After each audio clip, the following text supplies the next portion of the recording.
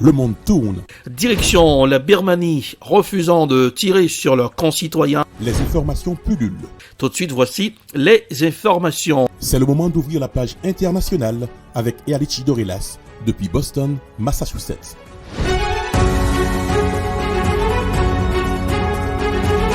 Mesdames, Messieurs, bonsoir. Aujourd'hui, c'est lundi. Il faut se remettre à neuf pour démarrer à Bonti cette nouvelle semaine. Bienvenue dans la page internationale au grand journal du 14h en direct depuis la newsroom de la capitale des grandes universités du monde, Boston, Massachusetts.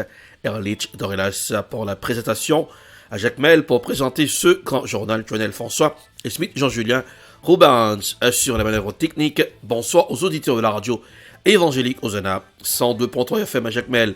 Peng Shuai sort du silence dans une interview à un journal singapourien. La championne chinoise de tennis dément avoir été agressée sexuellement. Début de novembre, sur les réseaux sociaux, elle avait accusé de viol un ancien vice-premier ministre chinois avant de disparaître. La WTA se dit toujours inquiète pour le bien-être et la capacité à s'exprimer librement de la joueuse. Voici un reportage signé TV5 Monde. Peng Shuai, souriante aux couleurs de la Chine, en conversation avec l'ancien basketteur vedette Yao Ming.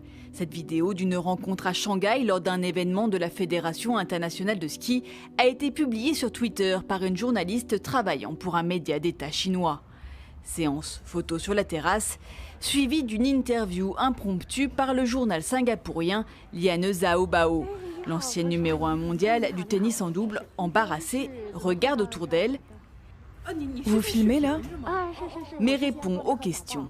C'est sa première prise de parole publique depuis le début de l'affaire. D'abord, et c'est le plus important, je n'ai jamais dit ou écrit que quiconque m'avait agressé sexuellement. Je sais qu'il y a beaucoup de malentendus, mais il ne faut pas interpréter de façon déformée ce que j'ai écrit. Référence à un email de mi-novembre où elle indiquait que tout allait bien. 2 semaines plus tôt, la star chinoise du tennis avait publié un message sur le réseau social Weibo, l'équivalent de Twitter en Chine.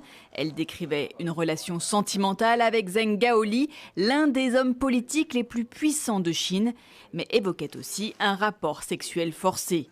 Le message avait très vite disparu, sans doute effacé par la censure, et Peng Shuai n'avait plus donné signe de vie. Des journalistes proches du pouvoir avaient ensuite diffusé des images d'elle pour rassurer. Mais l'association des joueuses de tennis, la WTA, réclame une enquête transparente sur les accusations de viol présumé de Peng Shuai. L'organisation a annulé tous ses tournois en Chine. Et même si Peng Shuai se veut rassurante, la WTA se dit toujours inquiète pour son bien-être et sa capacité à s'exprimer librement. Direction l'Amérique du Sud, le candidat de gauche, Gabriel Boric, a remporté dimanche le deuxième tour de l'élection présidentielle au Chili. Une victoire écrasante sur son adversaire d'extrême droite, José Antonio Kast, qui a officiellement reconnu sa défaite. Voici un reportage signé France 24. Le choix d'un homme, mais aussi le choix d'un projet de société nouveau. Les Chiliens ont élu Gabriel Boric à la présidence de la République, un candidat de gauche qui veut mettre fin à des décennies d'ultralibéralisme hérité de la dictature d'Augusto Pinochet. En cette nuit triomphale, je réitère l'engagement qui était le mien tout au long de la campagne. Nous allons étendre les droits sociaux et nous allons le faire avec responsabilité sur le plan fiscal. Gabriel Boric a 35 ans, c'est l'âge minimum pour se présenter à l'élection présidentielle au Chili. L'ancien leader étudiant était encore inconnu il y a quelques mois, mais s'est présenté comme l'héritier du mouvement de contestation de 2019 pour plus de justice sociale.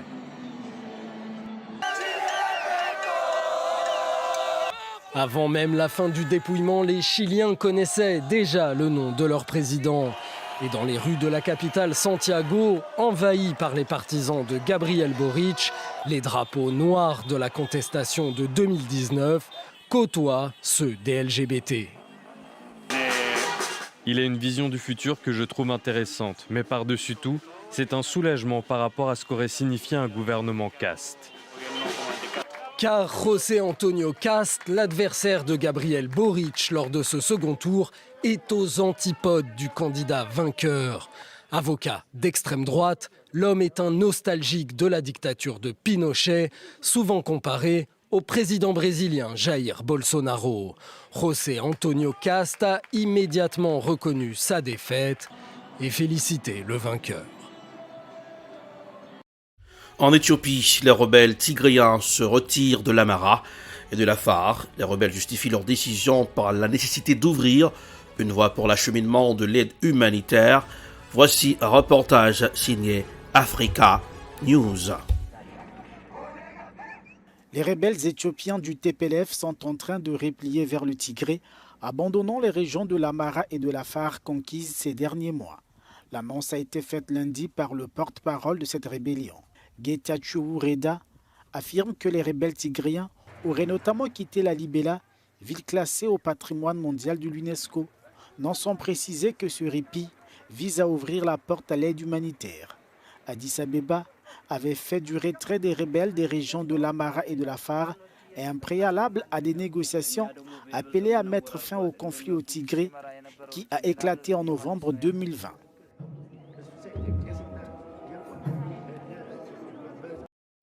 Entre l'Iran et l'Israël, la tension monte d'un cran.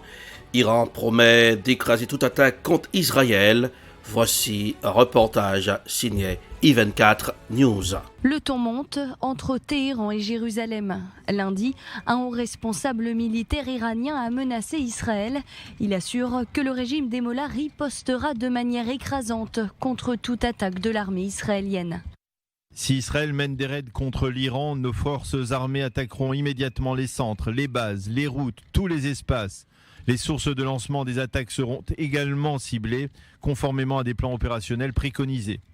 Le ministre israélien de la Défense Benny Gantz réaffirme quant à lui qu'il est possible de mettre un terme à la stratégie iranienne par divers moyens, selon ses mots.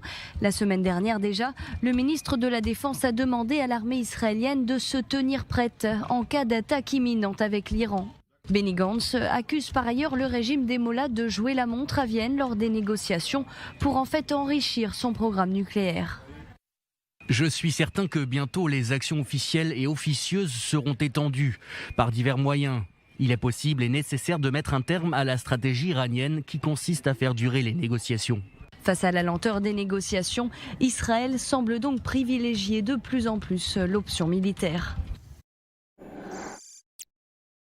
Coup d'œil sur les événements qui ont marqué l'année 2021 aux États-Unis, de l'assaut du Capitole par les partisans du président sortant Donald Trump, au nouveau positionnement géopolitique de son successeur Joe Biden.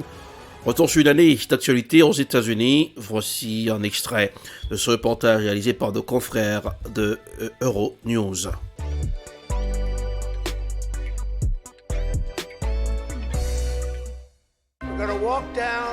Nous marcherons où bon nous semble.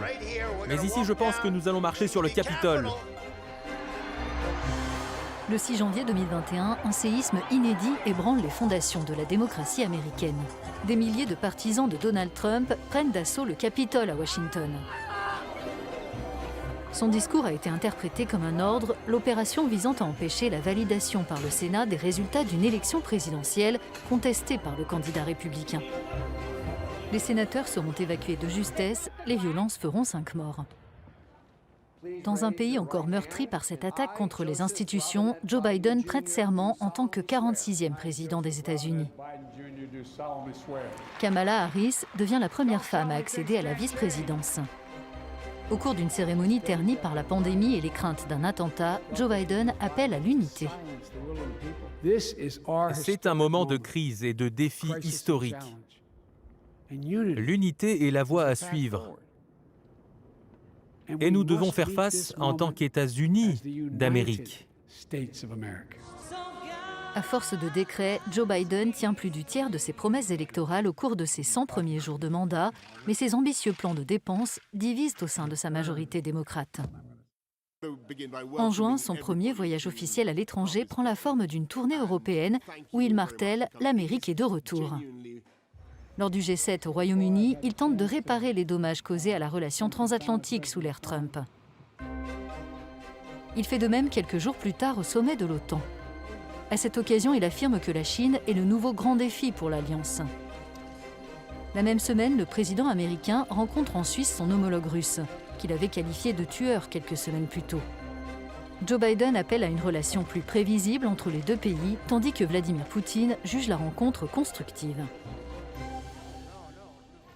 En septembre, Joe Biden annonce une alliance militaire avec l'Australie et le Royaume-Uni dans l'idée de contenir la Chine. Canberra suscite l'indignation de Paris en annulant l'achat pour plusieurs milliards de dollars de sous-marins français pour en acquérir auprès des Américains. Joe Biden présente ses excuses à Emmanuel Macron à Rome en marge du sommet du G20 et à la veille du début de la COP26. Le sommet sur le climat où les États-Unis et la Chine, les deux premiers pays émetteurs de CO2, s'engagent tous deux à faire plus pour lutter contre le réchauffement, sans donner de détails. Quelques jours plus tard, Joe Biden tient un mini-sommet virtuel avec Xi Jinping. Mais derrière les paroles courtoises, les présidents des deux superpuissances mondiales constatent leur profonde divergence concernant Taïwan.